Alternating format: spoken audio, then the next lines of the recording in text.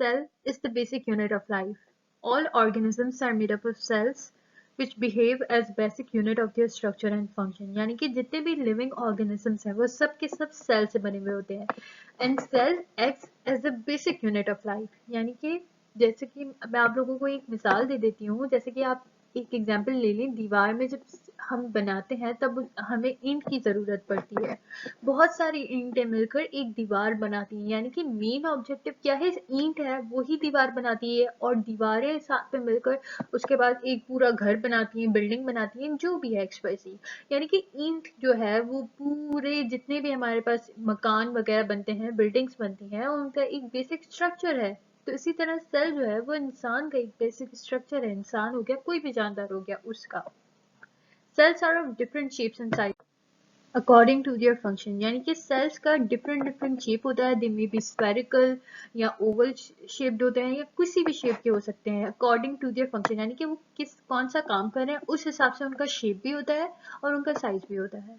All cells basically contain many structures or organelles in common.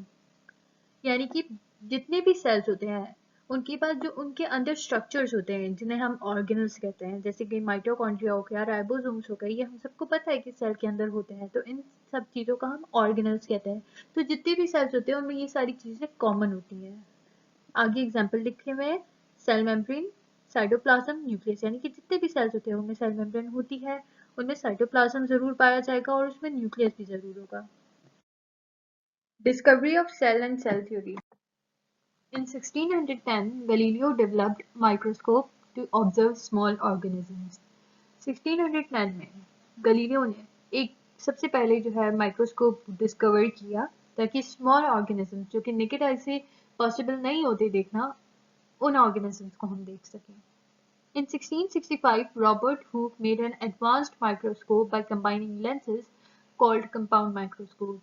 1665 में Robert Hooke जो कि एक साइंटिस्ट था, उसने एक और एडवांस्ड माइक्रोस्कोप बनाया डिफरेंट मैग्निफिकेशन के जो लेंसेज हैं उनको मिला के, जिसको उसने नाम दिया compound microscope. Robert Hooke observed a slice of cork under it, found small chambers which reminded him of small rooms and said cellula in Italian.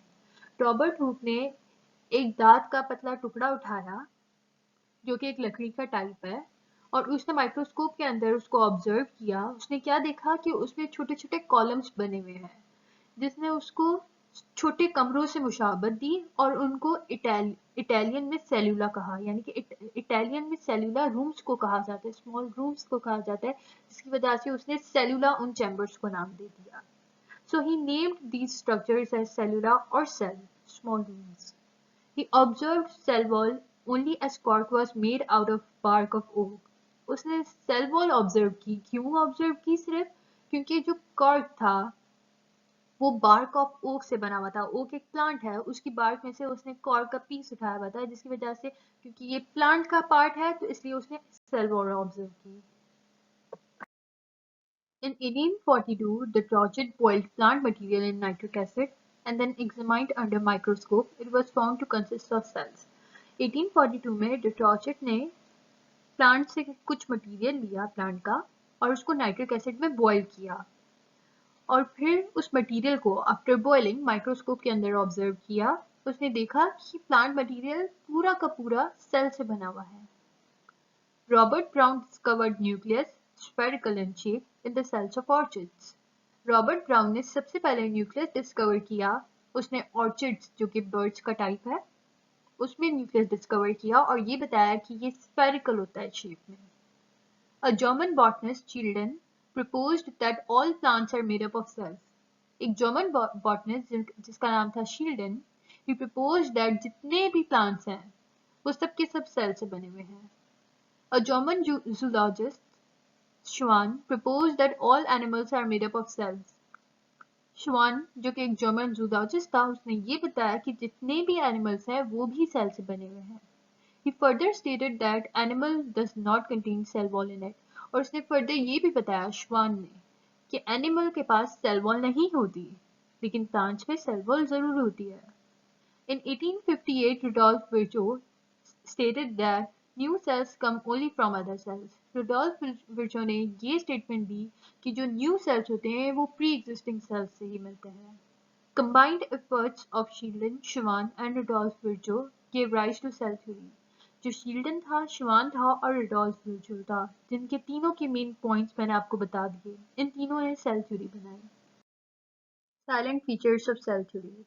All living organisms are composed of one or more cells. जितने भी living organisms हैं, वो एक या एक से ज़्यादा cell से बने हुए हैं। The cell is the smallest, basic structural and functional unit of all organisms. जो सेल है वो सबसे छोटा और बुनियादी ढांचा है जितने भी living organisms हैं उनका।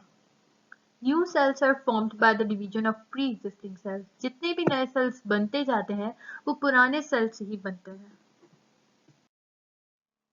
आपको कोई भी क्वेश्चंस हो इस चैप्टर से रिलेटेड या इस टॉपिक से रिलेटेड तो आप लोग इस ईमेल पे मैसेज कर सकते हैं हमें, या इस नंबर पे व्हाट्सएप कर सकते हैं, या तो फिर नीचे कमेंट्स बॉक्स में आप मैसेज छोड़ दें, हम ज़रूर जवाब देंगे।